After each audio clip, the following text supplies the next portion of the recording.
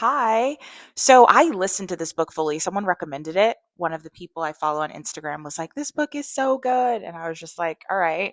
It was before I started Trial of the Sun Queen. So I was kind of like, not in a slump, but I was just deciding what to listen to next or read next.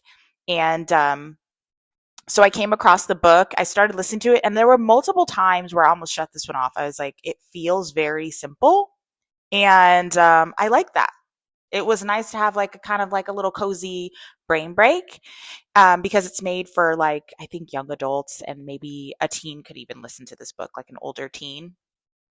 So Evangeline falls in love with this guy and he ends up rejecting her and marrying her sister. And she's like, there's no way he could have done this unless there was magic involved. And so she makes a deal with a fate to stop the wedding, and not a fae, a fate. So kind of like a god, like the god of hearts, basically.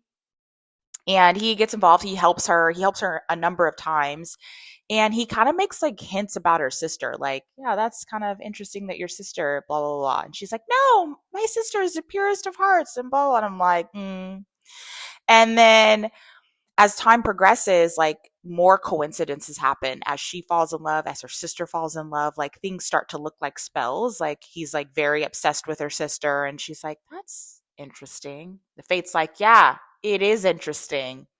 And she's like, well, are you helping my sister? Because this guy, this fate, has like a reputation of just being shady and being like very easy to tick off. And he's like, I would never work with your sister. Your sister's character is blah, blah, blah. And she's like, my sister's character.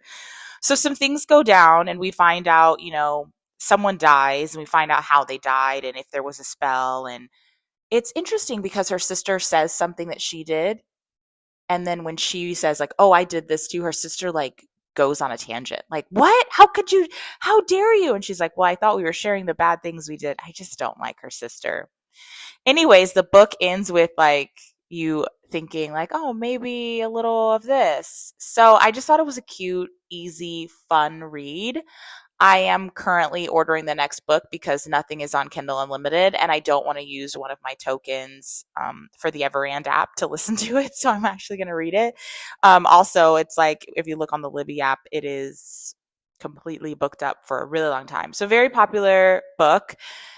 Like I said, super easy, fun, and I gave it a 4.5, I think, or a 4. Can't remember. Anyways, that's it. Bye.